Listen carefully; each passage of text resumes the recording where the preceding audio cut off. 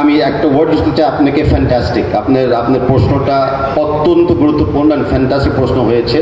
আমি আমার বক্তব্য শুরুর সময় আমাদের কিছু ত্রুটির ব্যাপারে যখন স্বীকার করেছিলাম, এই একটা ত্রুটি কিন্তু আমি স্বীকার করতে ভুলে গিয়েছি যে ইয়েস, আমাদের চলমান যে লিগ বিপিএল এবং বিসিএল, এই লিগের কিন্তু আমাদের মানটা আরও একটু অনেক উঁচু জায়গায় নিতে হবে। কারণ বাংলাদেশের ফুটবলকে যদি আসলে পরিচিতি দিতে চাই বিশ্বের কাছে, তাহলে বাংলাদেশ লিগটাকে কিন্তু হাইলাইট করতে হবে, not just the national team. National team তো মাঝে মধ্যে খেলবে না। অ্যান্ড সাংবাদিক ভাই বোনেরা, যে আপনারা মানে ঢাকার বাইরে নিজেরা যান আক্লান্ত পরিশ্রম করে সকাল থেকে যা রাত পর্যন্ত, আপনাদের কারণে কিন্তু যতটুকু আমরা অ্যাডভান্টেজ পাচ্ছি, এটা ডেফিনেটলি প্রশংসনীয়। ডেফিনেটলি আমরা লিগের ব্যাপারে আরও অনেক চিন্তাভাবনা করে ফেলছি অলরেডি। আপনি দেখবেন যে এই যে নেক্সট যে লিগটা শুরু হতে যাচ্ছে 2025-26 সিজনের জন্য, এখানে অনেক বেটার কোয়ালিটি আসবেন। আমি ইতিমধ্যে জানেন যে এএফসিতে আভানি এবং বসুন্ধরা খেলার জন্য অনুমতি পেয়েছে। আমরা কাজ করব বাকি যে ক্লাবরা আছে, মোহামেডান, ফোর্টিস, ব্রাদার্স ইউনিয়ন, তাদেরকে নিয়েও এএফসি লাইসেন্সিং করে যেন আরও ক্লাবদেরকে আমরা ইন্টারন্যাশনাল প্রতিযোগিতাতে আমরা সক্ষম করে নিতে পারি। তখন হবে কি, আমাদের ক্লাবগুলো যখন ইন্টারন্যাশনাল স্ট্যান্ডার্ডেই থাকবে, তখন লোকাল লিগটাও কিন্তু ইন্টারন্যাশনাল স্ট্যান্ডার্ডে খেলা হবে।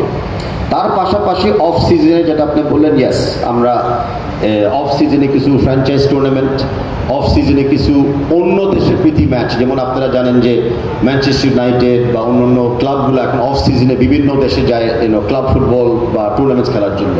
আমরা সেই চিন্তা চেতনাও আমরা সামনে রাখছি। কিন্তু প্রশ্নটা ওয়াজ খুবই গুরুত্বপূর্ণ অ্যান্ড প্রশ্নটার জন্য আমি আপনাকে বিশেষ ধন্যবাদ জানাচ্ছি। সালমান,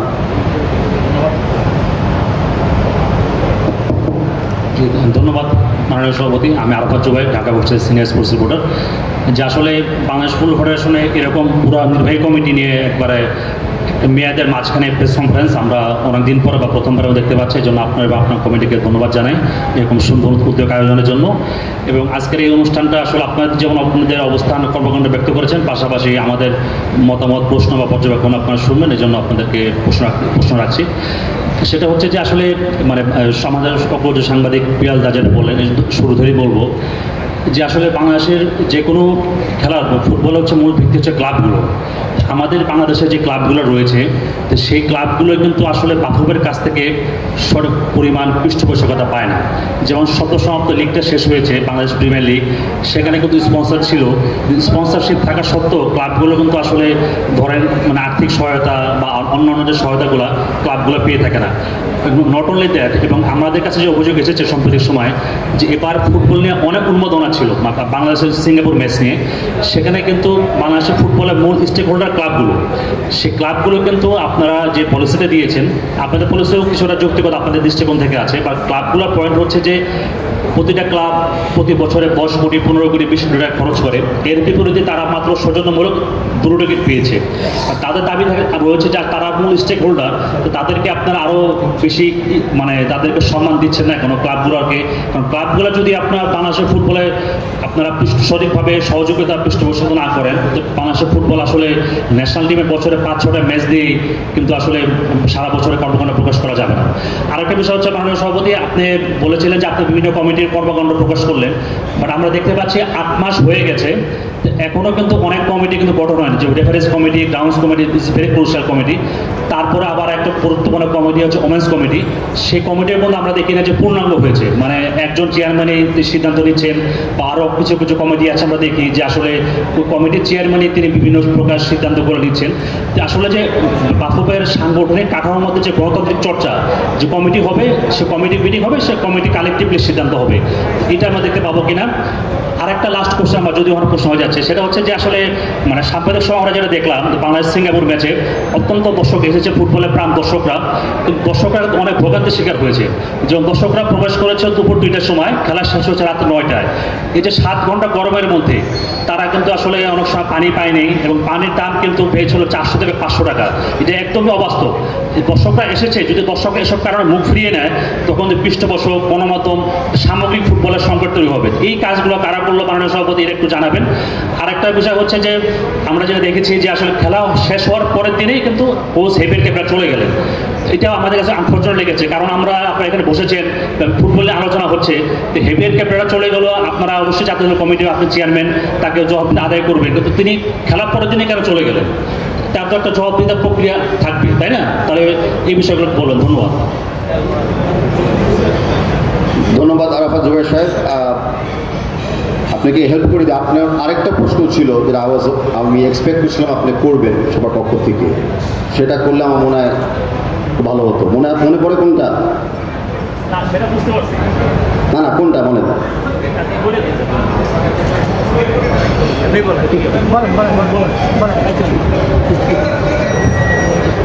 সেটা তো দু একটা প্রশ্ন আছে, যেমন আপনি যেটা বলছেন আমাকে পার্সোনাল সাবেক ফুটবলের বিষয়টা, ওটা আছে। তারপরে আপনার আর একটা প্রশ্ন যেটা বারবারই হয়, যে আপনি যেটা বক্তব্য দিয়েছেন এই জন্য প্রশ্নটা করে নিন, যে আসলে আমরা সবসময় চাই যে আপনি আজকে যে পারফরমেন্স করলেন সবাই সমানভাবে জানতে পারলো সমান সময়, কিন্তু অনেক সময় দেখা যাচ্ছে যে আপনাদের দুই একজন ব্যক্তিবর্গ বা দুই একজন ব্যক্তিবর্গ আগে ব্যাগে তথ্য দিয়ে দেয়, সেটা আপনি তো আপনার বক্তব্য ক্লিয়ার করেছেন, এই জন্য প্রশ্ন করার প্রয়োজন পড়বে না। সেটা না, আপনি একটা খুব ইম্পর্টেন্ট প্রশ্ন করছিলেন যেটা সবাইকে জানা উচিত, ওই স্ট্যাটিউস নিয়ে। স্ট্যাটিউস আপডেটটা কি, ঠিক না? আরাফাত জুবাইর সাহেব আমাকে প্রশ্ন করছিল আগে এক সময় পার্সোনালি, যে নতুন যে আমরা স্ট্যাটিউস বানানোর কথা বিএফএফ এর, ওটার অগ্রগতি কি, তো সেটা আমি একটু পরে ওনার প্রশ্ন ধরে আমি বলে দিচ্ছি। তো প্রথম কথা ধন্যবাদ আরাফাত জুবাইর সাহেবকে, ঢাকা পোস্ট। একটু আগে যে আমরা ক্লাব নিয়ে কথা বলেছিলাম, ইয়েস দ্যাট ইজ রাইট, যে বাংলাদেশের ফুটবলের প্রাণটা কিন্তু মানে ব্যক্তিগতভাবে কিছু ক্লাবরা বাঁচিয়ে রেখেছে, কারণ তারাই তাদের নিজস্ব বা তাদের ব্যক্তিগত স্পন্সরদের টাকা পয়সা দিয়েই কিন্তু টিম গঠন করে, ট্রান্সপোর্ট করে, প্লেয়ারদের স্যালারি দেয়, এবং অনেক সময় এডিশনাল খরচও করতে হয়, কারণ বাফুফ থেকে হয়তো স্কেডিউলটা বদলে দিয়েছে, বা বাফুফের থেকে খেলার সময়টা একটু চেঞ্জ করে দিয়েছে। তা আমরা ডেফিনেটলি কৃতজ্ঞতা জানাই ক্লাবদেরকে। ভবিষ্যতে আমাদের উদ্দেশ্য হলো সেটাই, যে আমরা যখন স্পন্সর মানিটা রেজ করবো লিগের জন্য, প্লাস আমরা যখন টোটাল বাংলাদেশ ফুটবল ফেডারেশনে একটা আর্নিংস করব, সেখান থেকে একটা বরাদ্দের জন্য বড় বড় ক্লাব এবং বড় বড় লিগের ক্লাবদেরকে দেওয়া হয়।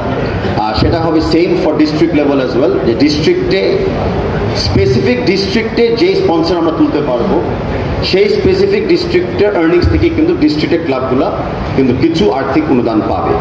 এখন এটা কি সবার জন্য সেম না, কিন্তু যেখানে আমরা পারবো সাকসেসের, সেই ক্লাবগুলোই কিন্তু বেনিফিটেড হবে। এটা আনফর্চুনেট, বাট এটা হবে reality of the game going forward. টিকেটের ব্যাপারটা যেটা আমরা বললাম যে একটু আগে, যে কিছু ত্রুটি তো হয়েছে নিশ্চয়ই। সো ফুললি অনলাইন করাতে ওই সময়তে আমরা একটু ওভারলুক করেছিলাম যে বিভিন্ন ক্লাবদেরকে আরেকটু বেশি টিকিট দেওয়া যায় কিনা। প্রথমে আমরা 2টা ব্লক করেছিলাম প্রেসিডেন্ট সেক্রেটারির জন্য, ডেফিনেটলি উচিত ছিল আর একটু বেশি ব্লক করা, কারণ একটা ক্লাবে আরও কর্তৃপক্ষরা আছে, প্লেয়াররা আছে এবং কোচিং স্টাফরা আছে। অ্যান্ড আমরা ডেফিনেটলি অলরেডি পলিসি আকারে করে দিয়েছি যে ভবিষ্যতে যে কোনো টুর্নামেন্ট খেলা হোক, ক্লাবদের জন্য আর একটু বেশি বরাদ্দ সেট করা থাকবে, ডিসপাইট ওরা কোন লিগে ওরা খেলে।